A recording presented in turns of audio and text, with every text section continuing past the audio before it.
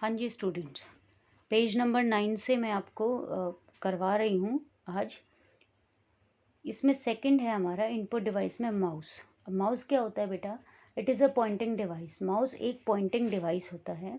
With the help of mouse we can give instructions to the computer. Mouse की help से हम क्या करते हैं? कंप्यूटर को इंस्ट्रक्शंस देते हैं। इंस्ट्रक्शंस का मतलब command, order. These days wireless mouse is also used. आजकल क्या है? आजकल वायरलेस माउस आते हैं। वायरलेस का मतलब होता है जिसके वायर नहीं है, ठीक है। A red light at the bottom of the mouse indicates that the mouse is an optical mouse. कोई भी अगर जो रेड लाइट है हमारे कंप्यूटर पे, हमारे माउस पे है, वो क्या इंडिकेट कर रही है? कि वो एक ऑप्टिकल माउस है। Okay, now Dobo, hey Tobo this is my writing. अब डोबो टोबो से कहते हैं कि ये मेरी राइटिंग है। How did you get my diary copy in the computer? अब आप मुझे बताओ कि आप मेरी डायरी कॉपी कंप्यूटर में कैसे फीड करोगे। ओके,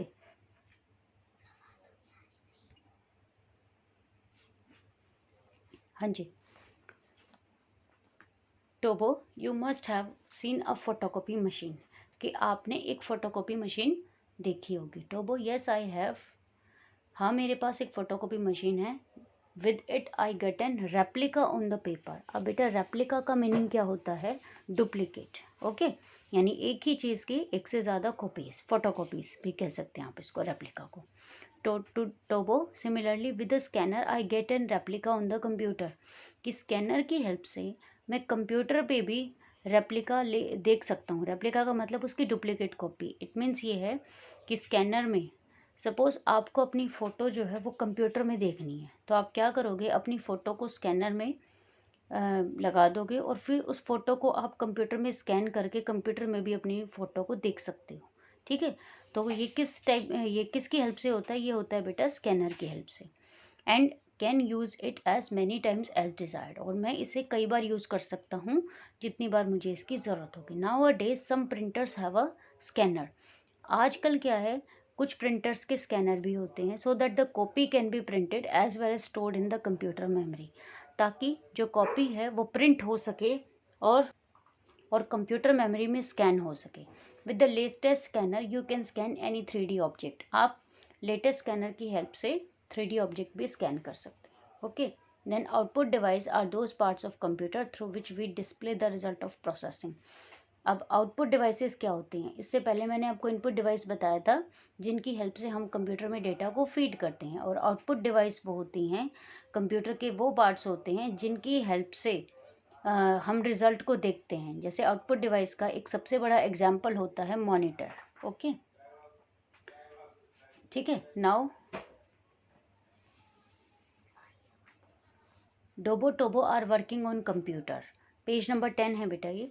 डोबो टोबो जो हैं वो कंप्यूटर पे काम कर रहे हैं।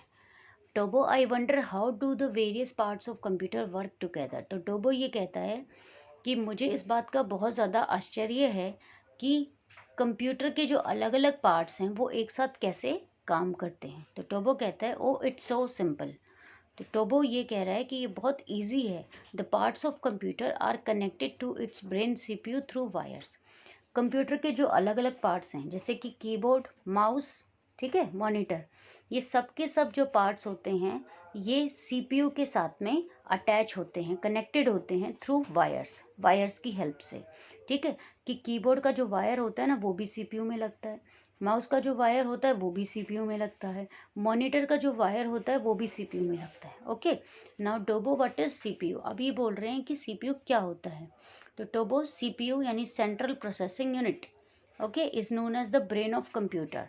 सेंट्रल प्रोसेसिंग यूनिट है ये, हमारे कंप्यूटर का ब्रेन होता है। इट मीन्स ये है कि हमारे कंप्यूटर में ये वो पार्ट है जो हर कंप्यूटर के पार्ट को कंट्रोल करता है।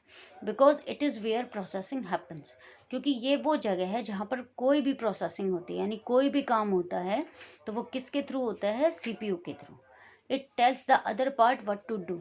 और यही दूसरे पार्ट्स को बताना है कि क्या काम करना है। जैसे कीबोर्ड से हमें जो भी डेटा हम फीड करेंगे वो पहले सीपीयू में उसकी प्रोसेसिंग होती है और उसके बाद उसका रिजल्ट जो होता है वो आपको मॉनिटर पे दिखता है, ठीक है।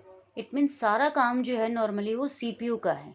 सीपीयू में जो भी काम होगा वो सारा का सारा आपको मॉनिटर, कीबोर्ड या माउस के थ्रू डिस्प्ले होगा। ओके, नाउ यूजिंग माउस और keyboard data and instruction are given to the CPU. Mouse और कीबोर्ड की हेल्प से हम डेटा और इंस्ट्रक्शन को सीपीयू को देखते हैं and after processing results are sent on the monitor to for the display of output. Mouse और कीबोर्ड की हेल्प से डेटा और इंस्ट्रक्शन सीपीयू को देते हैं और जब प्रोसेसिंग हो जाती है यानी कोई भी कैलकुलेशन हो गया या कोई भी कंपैरिजन हो गया, उसके बाद में जो रिज़ल्ट होते हैं वो हमें कहाँ दिखते हैं? मॉनिटर पर। ठीक है, यानी जो आपके कंप्यूटर की स्क्रीन होती है ना, स्क्रीन टीवी जैसी जो दिखती है बेटा, उस पर आपको आउटपुट नज़र आता है। Okay, then page number 11। Page number 11, Dobo but you have a wireless keyboard and mouse. तो डोबो ये कहता है कि लेकिन आपके पास तो जो कीबोर्ड और माउस है वो वायरलेस है। इट मीन्स क्या है बेटा? कि उसमें वायर नहीं है। तो टोबो कहता है oh yes the wireless keyboard और mouse get electricity from battery as in your TV remote. तो टोबो ये कह रहा है कि जो वायरलेस कीबोर्ड और माउस होता है वो इलेक्ट्रिसिटी कहाँ से लेता है? बैटरी से, जो कि आपके टीवी रिमोट में हो। एक कनेक्टर आता है बेटा, वो कनेक्टर क्या होता है? वो सिग्नल्स रिसीव करता है कहाँ से? वायरलेस कीबोर्ड और माउस से, और उस कनेक्टर को हम सीपीयू के साथ में अटैच कर देते हैं। तब हमारा जो ये कीबोर्ड और माउस के सिग्नल्स होते हैं वो सीपीयू में पहुंचते हैं। Okay, डोबो what happens in the CPU. तो डोबो कह रहा है कि सीपीयू में क्या होता है। डोबो सीपीयू हैज़ 3 पार्ट्स, कि सीपीयू के 3 पार्ट्स होते हैं। नंबर 1, ये पिक्चर देखिए, सबसे पहले है इनपुट डिवाइस, सेकंड पार्ट है आपका सीपीयू यानी सेंट्रल प्रोसेसिंग यूनिट, और थर्ड पार्ट है आपका आउटपुट डिवाइस। अब अरिथमेटिक लॉजिक यूनिट का मीनिंग क्या होता है? अरिथमेटिक का मीनिंग होता है मैथ्स की कैलकुलेशन, जैसे प्लस, माइनस, डिवाइड, मल्टीप्लाई, ये सब क्या आती हैं बेटा? ये आती हैं अरिथमेटिक में। और लॉजिक का मतलब होता है कंपैरिजन, यानी जैसे कंपैरिजन, कंपेयर कैसे करते हैं? दो नंबर्स को कंपेयर करेंगे, कौन सा ग्रेटर है, कौन सा लेस है। ठीक है, तो ये होता है arithmetic logic unit. Performs calculations and comparison on data. ये क्या करता है? ये कैलकुलेशन और कंपैरिजन जो है वो डेटा पे परफॉर्म करता है। Number 2, control unit controls the flow of data and information. Control unit का मतलब होता है किसी भी चीज़ को कंट्रोल करना। ओके, ये क्या करती है? ये हमारे डेटा और इन्फॉर्मेशन के फ्लो को कंट्रोल करती है। Next, memory unit. मेमोरी यही है, मेमोरी का क्या काम है? किसी भी डेटा और रिजल्ट को होल्ड करना, स्टोर करना। ओके,